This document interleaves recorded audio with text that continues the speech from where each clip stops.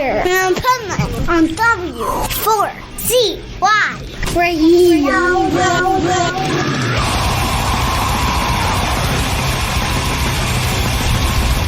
Diamonds and gold and some precious stones, repairing all their making bones. Resignate at the king frequency. Electrifying, death-defying. If I'm too much, try someone less. This is the Pipeman here on the Adventures of Pipeman W4CY Radio. And I'm here with our next guest who has some killer new music. So let's welcome to the show Tony West from Blacklist Union. How are you? Good, man. Thanks for having me. Thanks. Oh, my pleasure. My pleasure.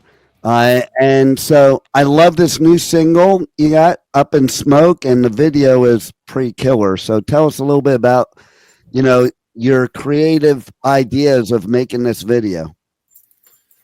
I mean, the song's about pretty much trying to stay in the moment. You know what I'm saying? And which is not a hard thing to do. I tell my kids, I'm like, it's called the present because if you can actually stay in it, it's a gift, And look at kids. Like kids are in the moment all the time. Like they don't have worries about, how am I going to pay this or what happened yesterday and stuff. You know what I mean? And we were all kids once, and we all have that. So that's kind of what that song's about. And so many songs I've written about this hideous relationship thing I went through and all that. And that's partly influenced by that. But a lot of the songs, I don't know if you know, but like been to the jungle a bunch of times with the Shipibo Indians and the Amazon and Peru. And so a lot of these songs are inspired by those journeys and that, spiritual aspect of life. Yeah, I'd like to hear more about those journeys because they were, as far as I know, a big part of healing a lot of your past to be able to be in the present. And so I want to hear about your journeys with it because, everybody has a different journey and I'm always curious, what happens. I had a gnarly, childhood. I grew up in New York and all that and came to LA as a teenager and like teenage runaway basically. And, I went through a lot of things and I lost a lot of people, man. Like my girlfriend was killed in a car accident on the road and my first wife died. And then the Back to Momo record, the fourth record I wrote with Todd Youth, who, I knew him since I was 15 and he was my good friend. And Todd did many things. He played with Danzig. He played everyone from Glenn Danzig to Glenn Campbell, but, and he died. And when he died, October 27, 2018, I was like, man, I can't let this ruin my life because, my wife's death and my girlfriend's death, like that shit ruined. But it destroyed my life. I let it destroy my life. And, drinking and using behind that kind of shit doesn't really help either. But anyway, when Todd died, I had learned through a friend about ayahuasca and I started researching it hardcore. And I found the grand poobahs, so to speak, of who does this. And it's the Shipibo Indians in the Amazon jungle in Peru. So, that's was the beginning of the deep spiritual healing and that stuff, for the most part sober. And when I went there, I kept telling the Indians, I'm like, yo, I can't do drugs. Like, I don't do drugs. And they're like, this isn't drugs, Tony. This is medicina, because they couldn't speak any English. And I was like, okay. And they were right. And, there's people who say, oh, I've done mushrooms or I've done this and I've done that. And ayahuasca you cannot compare it to anything. It truly is medicine. And it truly does take you to those other realms, these spiritual realms that we all know about, although we just forgot about because we've been here so long and all that stuff. And so I was able to let go of so much sorrow. First of all, I had so much sorrow. I knew I had sorrow, but man, it was deep-seated sorrow. And like my first intention, I remember you have to have an intention every time you go do a ceremony. And my first one was to see all my people that are no longer here on this realm. And man, I saw all of them plus more, Wow. But the inspiration and the healing and all of that stuff is just so deeply profound and beautiful. And the Letters from the Psych Ward record is all about that, and so is this new one coming out, Slay the Dragon. It's all about that deep shit. That's pretty cool, man, because I know a lot of people. There's another band, and my mind's drawing a blank right now because I'm sure we're doing this interview now, and Ozzy just passed. Which is that's just unbelievable. Ozzy is one of the people that saved my life as a kid. I was just telling, our my assistant here, and dude, I've met him so many times, and he was always super humble, super kind, funny as fuck without even trying to be, like, right. He just had that, and I have goosebumps when I definitely cried when I heard the news, and but I could tell not so much with Ozzy. I mean, you could see he was not well, but I saw some pictures of Sharon from the event, and I was like, oh God, he's dying. And I just saw that from her, not even from him. You know what I'm saying? It's weird because that day I was practicing vocals, and I usually sing like 20 songs. I know all Ozzy. I studied Ozzy like deep. I could sing any Sabbath song, man, and with Ozzy. And I studied him deep, and he's such a big part of me. And man, there's no words. I mean, Ozzy's gone. It's like, what the fuck, And I had an idea, just like you, to like just everything. And even now, I'm thinking of all the different things, and it all makes sense. And I said years ago, before he was even ever sick, but when Sharon kept trying to get him to retire, I'm like, man, if he retired, he would probably pass away because he loves the stage and he loves all of it so much, And, it's funny. I went that similar path to you because, I grew up in Jersey. I was born in New York. One day, not in 1980, my dad comes up to me. He goes, pack your bags. We're moving to California in 3 days. Wow. And so... Where in California did you move to? LA. So I lived that whole metal scene, the Sunset Strip, Troubadour, Country Club. Nice. First club show I ever went to in my life was Motley Crue before they even had an album, when they were like horror punk. And it was at the Roxy, and they were trying to burn the Roxy down to bring Satan in. And I'm like, oh my God, I'm never going to a real concert ever again. That's the greatest thing I ever saw, type of thing. Right. And then I did go to, what was it? I think it was 82. I'm trying to remember which year, but New Year's Eve, Ozzy played. I think it was the Forum. And I told my dad I was sleeping over my bro's house. He told his parents he was sleeping over my house, the typical thing. And we went to Ozzy's show. It was with Randy Rhoads like a few months before he died. So I got to see Randy. And then weirdest thing happened. We get home, and I'm living in like Lake Lindero in Agora, and I'm at the bottom by the lake. So my dad wouldn't see us and stuff. And my next door neighbor comes out. She sees us with all the Ozzy swag on, and she goes, hey, boys, were you just at the Ozzy concert? And we're like, yeah. And we're like, oh, fuck, we're in trouble now. And she goes, wait there. I'm going to get my husband. And so we're like, oh, crap. Husband comes out, brings us up to the house. He had a studio in the house, wall-to-wall cassette tapes. Turned out he was Ozzy's promoter. Nice. Like, it was like wild. And then I had a history class at Agora High that the only project we had to do was an oral report on anything, anybody. And I did mine on Ozzy and got an A. So, nice. Yep. The Ozzy runs deep here too. Yeah, there's just no words, dude.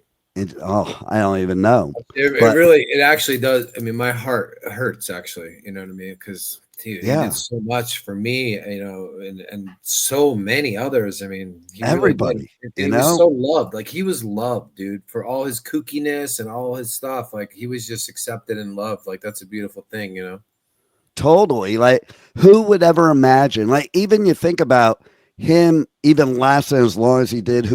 Nobody would have ever imagined he lasted as long as he did, all the shenanigans that he got involved in. But I think it snorting is. ants. And I know, right? I love the one story where there was protesters at his concert and he was wearing a dress and a wig and he got into the crowd and was protesting with them and shit. Like, It's so Ozzy too, Yeah, man. Like it's just so amazing. And even right down to the end with the sense of humor, you're talking about how funny he was. Like, I'm sure you saw when Sid proposed to Kelly, but before he got it out of his mouth, Ozzy's like, "You're not fucking marrying my daughter." Like right to the kid and shit, you know. Oh man, so wild. But I love your concept of your music and using that ayahuasca journey, because it's kind of like music is the best therapy there is, in my opinion. And so now you're taking everything, to me, that started to heal you and put it into your music so we can all heal too. That's exactly right, dude. And I love your philosophy. These last two records have really hit harder, way harder than our previous things, because everything's a frequency and a vibration, you know, and people don't know exactly why it might be hitting them harder, but it's true. Like my friend calls it medicine music, you know, it's therapeutic. And the way I write shit also for myself is reminders on how to deal with things. You know what I mean? Yeah. Like, you know, I'm not floating away like Gandhi, and, you know, the staying in the moment thing is practice, just like music, just like yoga, you know what I mean? And some moments are easier than others and so forth. But well, I'm also a motivational speaker, and I'm a firm believer, like, it's not easy to be positive. Like, you don't just wake up and you're like that. It takes work. It's much easier to be negative, you know, for I've sure. been listening to this dude, Dr. Joe Dispenza. Have you heard of him? I've heard the name, but I haven't heard his stuff. Amazing, dude. Like, it's basically rewiring your brain. Like, you know, someone like me who grew up in this verbally abusive, physically abusive, you name it, you know, home as a child, that stuff sticks in your brain, man. Like, yeah, totally. You know what I'm saying? Like, you know, I was told bad things about myself as a kid and like believed that stuff. And I remember one time, you know, this therapist was like, you know, that's a lie, right? So I love that. She's like, and I remember I went to say something and I cried because no one ever said that to me before. But, you know, yeah, it's rewiring. This dude, Dr. Joe Dispenza, is really great. He talks about, you know, rewiring and the power that we have. And it's funny because all the things he talks about, I discovered on my own in the ayahuasca ceremonies too. You know what I mean? And nice. Again, we all know these things, but we just forgot, you know, for the most part. Yeah. Well, that's what happens. You know, you go through life and all this shit is thrown your way. And you do kind of forget because you get caught in the darkness sometimes. Right. Yeah. And it's not easy to get out sometimes either, you know. No, not at all. People never do, you know, kills them. Yeah, exactly. Which it's a blessing that you found. I always say to people, find what works for you. Right. You know, like even with my kid, you know, I had this horrific childhood that I gravitated to motivational speakers. Like I was listening to Tony Robbins and reading his books when I was 11 years old, you know, and that was my like way to kind of deal. And then the mosh pit has always been my way of dealing. Oh yeah, punk rock was huge. Yeah, for me, punk rock saved my life. Punk rock. No doubt, man. It's like people don't get it with the mosh pit. It's not about going in to hurt and maim people. It's about going in, getting your shit out so you don't hurt and maim people on the outside. Yeah, that's exactly right. But then, you know, I remember as a kid, you know, all the I call it jock rock, like some of the hardcore, like, you know, they'd be swinging and stuff and like punching and kicking. Yeah, and, like, no, I'm not into that. Right. Yeah, no, me neither. But. Like, I like the circle pit, the camaraderie, the family, somebody falls, you pick them up. Yeah, like, and it's just, listen, when I've had shit happen in my life, like really, like deaths and deep shit, I go in the pit and just let it all out there, you know? Get the angst out. Yep. No doubt. So you got the album dropping in September, Slay the Dragon. Yeah. What else can we expect from that album? You know, Up in Smoke, everybody's got to check out the video. It's cool as hell. What shot else? 2 new videos. We just shot 2 new videos over the weekend in Houston. man, they were long days too. Those were like 12-hour days, Saturday and Sunday. Wow. But for the next singles, it's called Dying for You is the next single. And the one after that is called Can You Heal Me?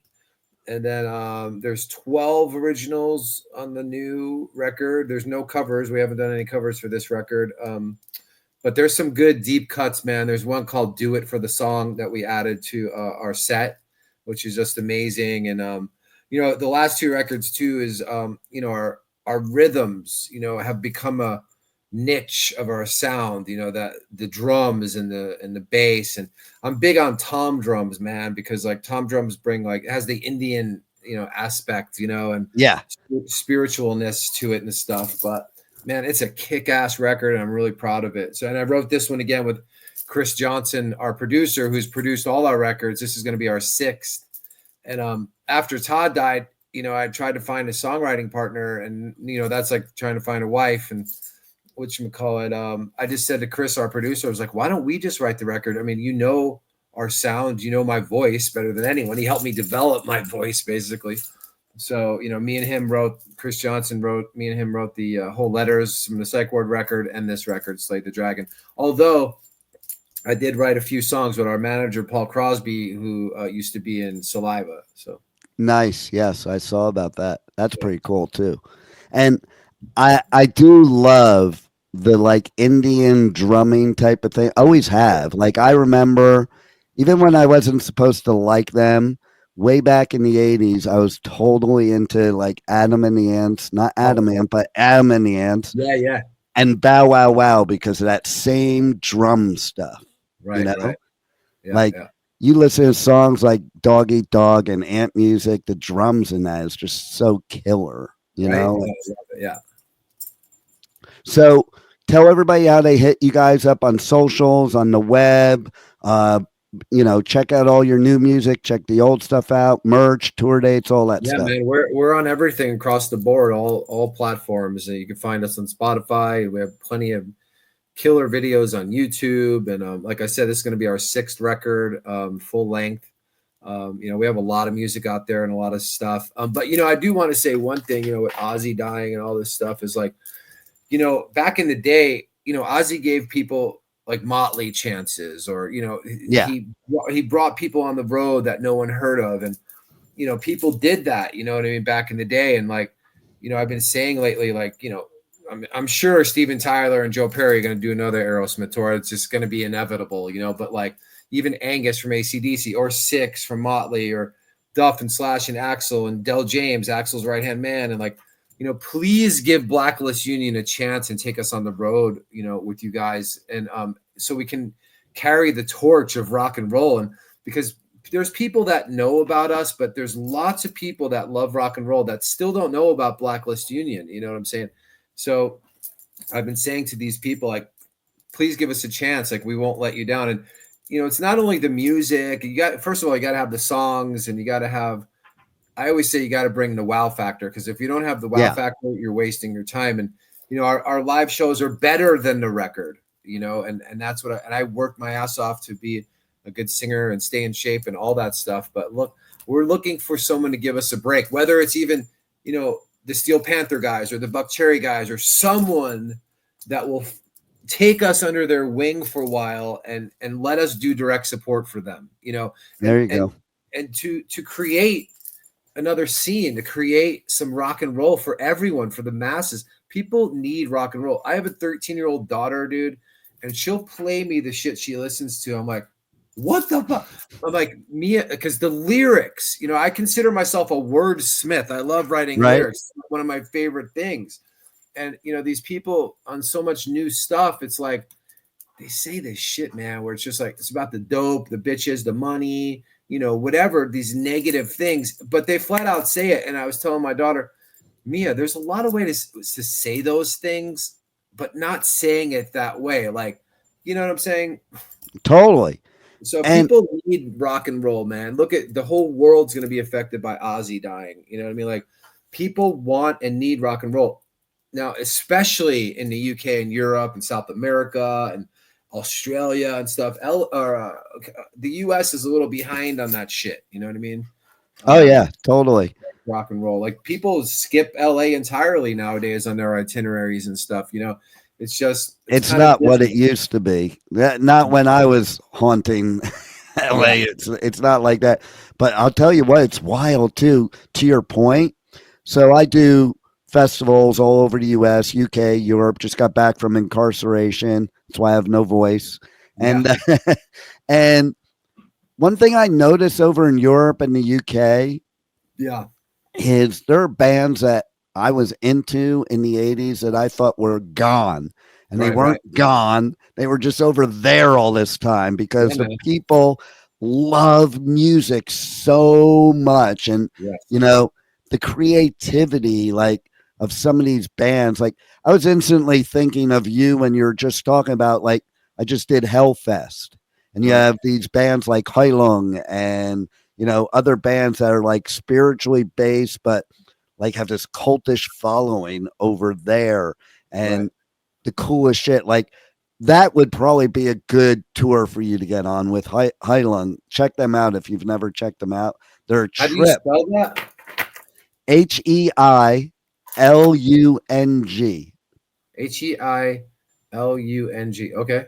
And they put on this show, like, even if you don't like their music, they put on this show that is absolutely insane. And people over there, like, they're like a cultish following for this band, like big time, you know? And I saw it kind of in you because of watching the video and the same type of spiritual thing and with the ayahuasca and all that. Just, it all goes hand in hand. But I also do all the Danny Wimmer festivals. And so I'm going to shout out right now, in case Danny hears it himself, that he's got to check you guys out because he is the guy in the U.S. nowadays that takes bands under his wing.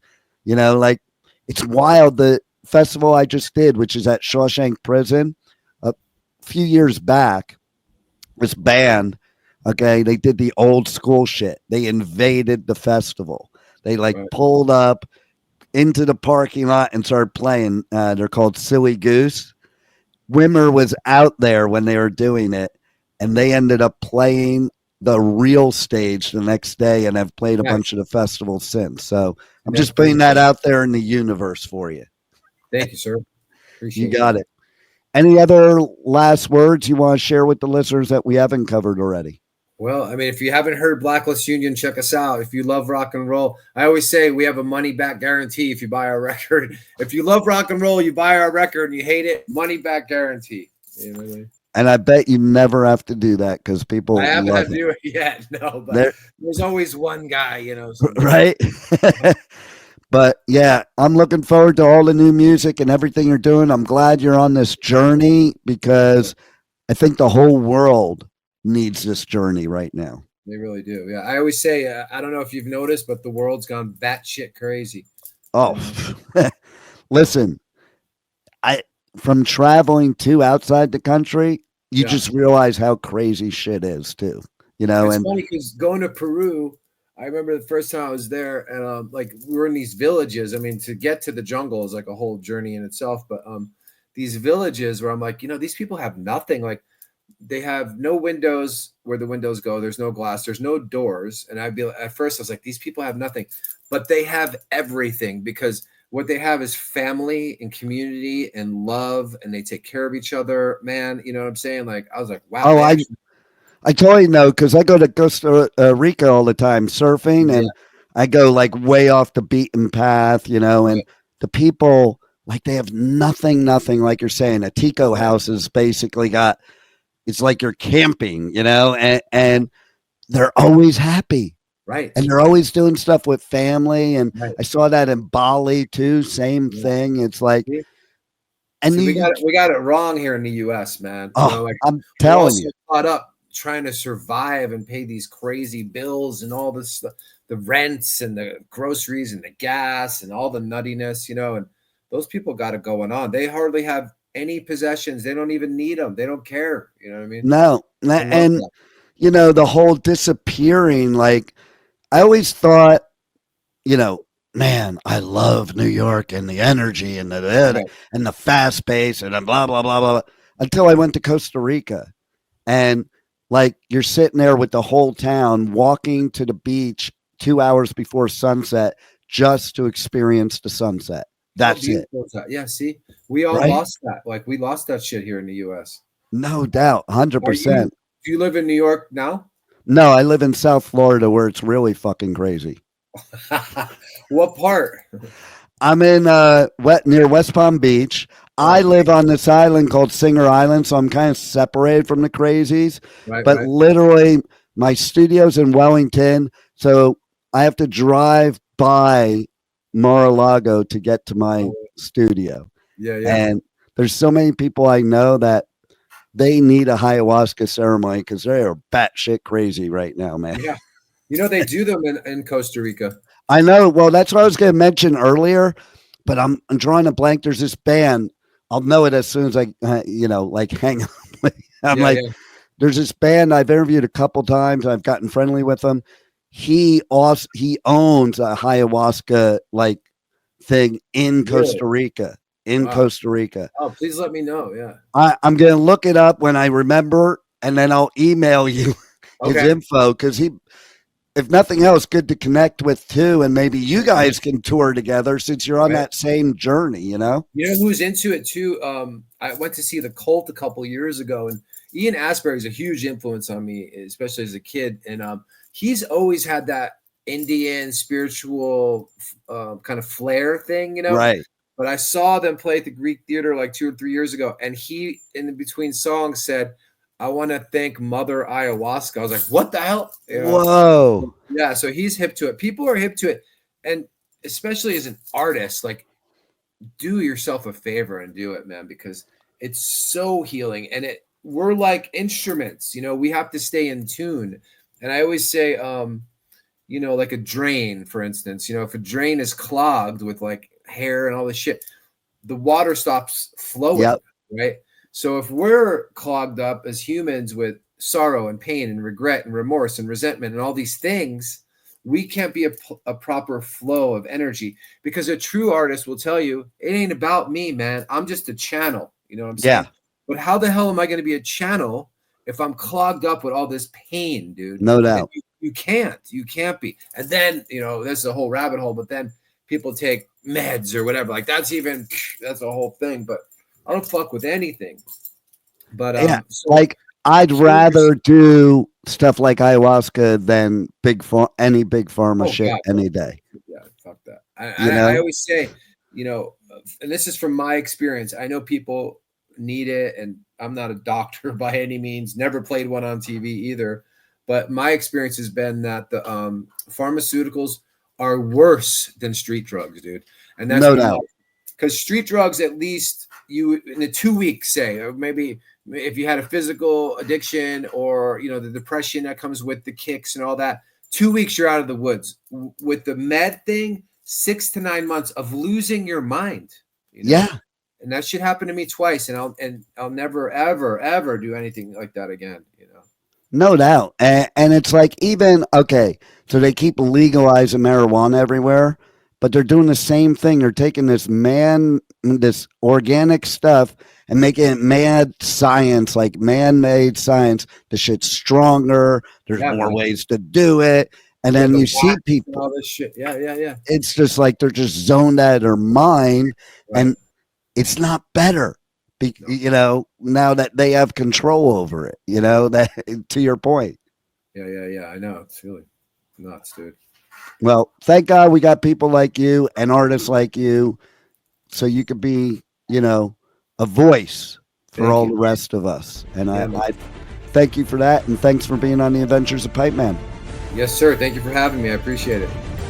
Thank you for listening to the Adventures of Pipeman on W4CY Radio.